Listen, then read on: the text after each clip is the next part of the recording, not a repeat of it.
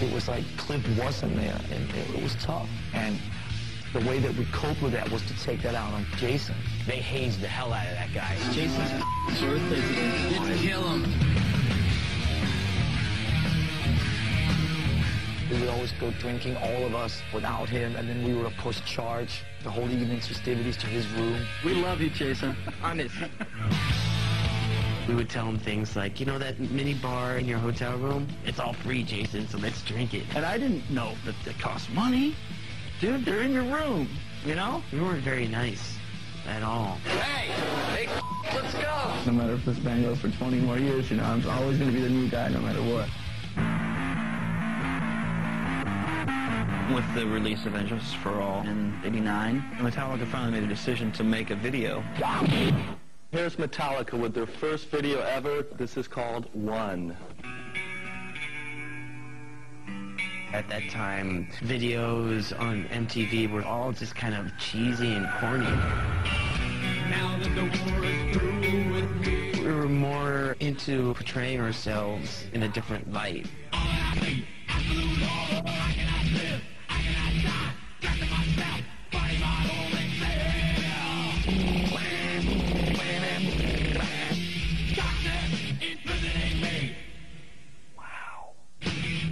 Television had the power to show the people what Metallica looked like and sounded like and make it almost a household name. When the One video came out, it exposed millions of new people to Metallica. They were on the brink of, if you haven't heard of us, guess what? You will. Me and James wrote what became the Black Album in probably about 3 months or so over the summer of 1990. It was a constant battle between Lars and I. Do you want to hear it with vocals?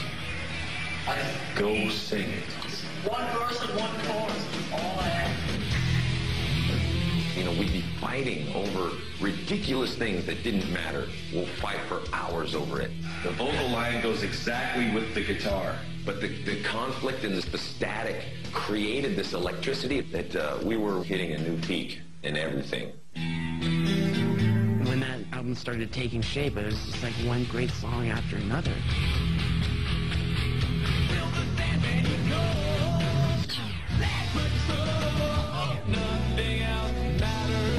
From a production and songwriting point of view, it was a departure from all the albums they had done. Songs that were a bit different, a bit more melodic, a little more personal. It was an amazing record, and it kind of had the feeling of keeping their old fans happy, but also kind of crossing the boundaries into new stuff.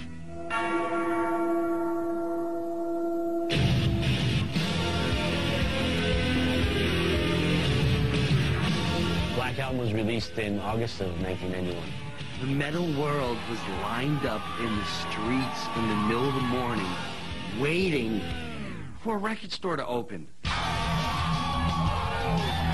The Black Album came out, debuted #1, and it was just a combination of, you know, an amazing album, the right time, the planets just all aligned themselves properly. You guys expecting your album to do what it did? I mean, were you blown away? No, actually I was expecting it to do a lot better.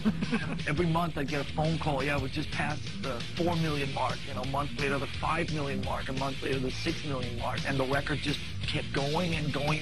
After like the 3rd or 4th single, I just thought, when's it gonna stop? But it never really stopped. It was craziness. That was really the time where you thought, okay, this band is the biggest band in the world, because everywhere you went, you heard Metallica. We were just totally saturating airwaves. 40-minute music marathon, enter Sandman from Metallica. If it wasn't the airwaves, it was, you know, the TV waves.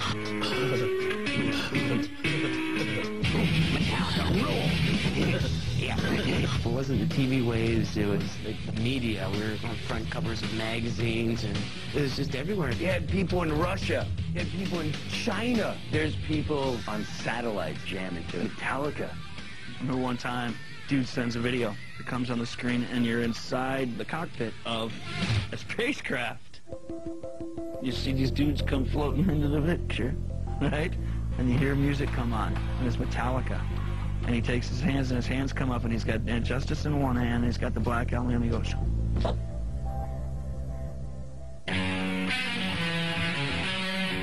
I love them. They're my favorite band. we started noticing that there would be many more females showing up at the gigs.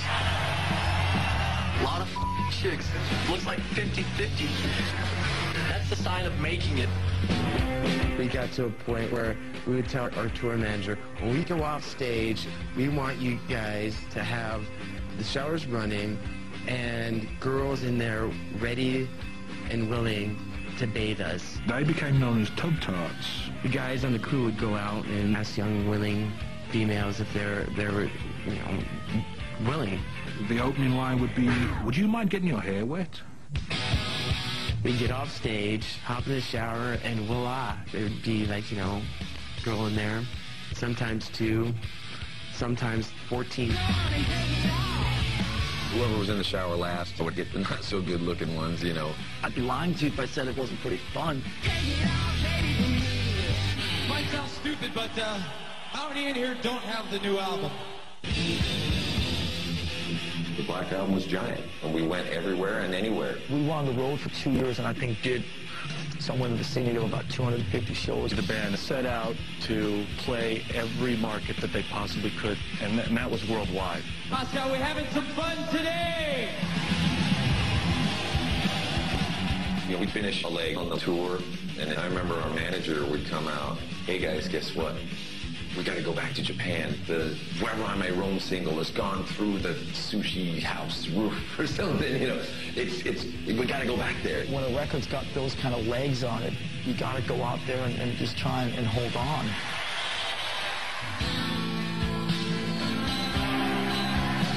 We were out on tour one evening in August '92 in Montreal. We go out there and play our set. Everything's fine, you know, the audience is grooving. During Song Fade to Black, I moved for some reason. I was right over a canister that would shoot up a 12-foot chemical flame.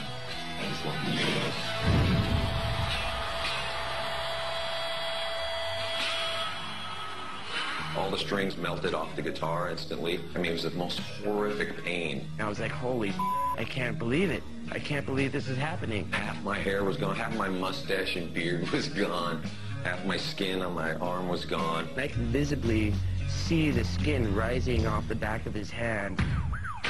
Once we got to the emergency room, James was already talking about how we could continue the tour. The Metallica attitude is, okay, that happened, but that's not going to stop me from doing this. James would not be able to play guitar for quite a while, but he could continue singing.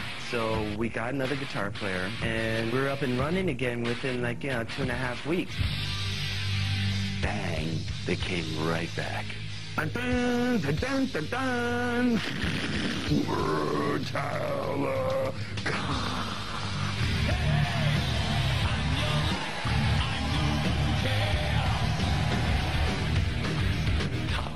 You know, some other band. It was far from easy, but we were determined to kick people's ass, and we did.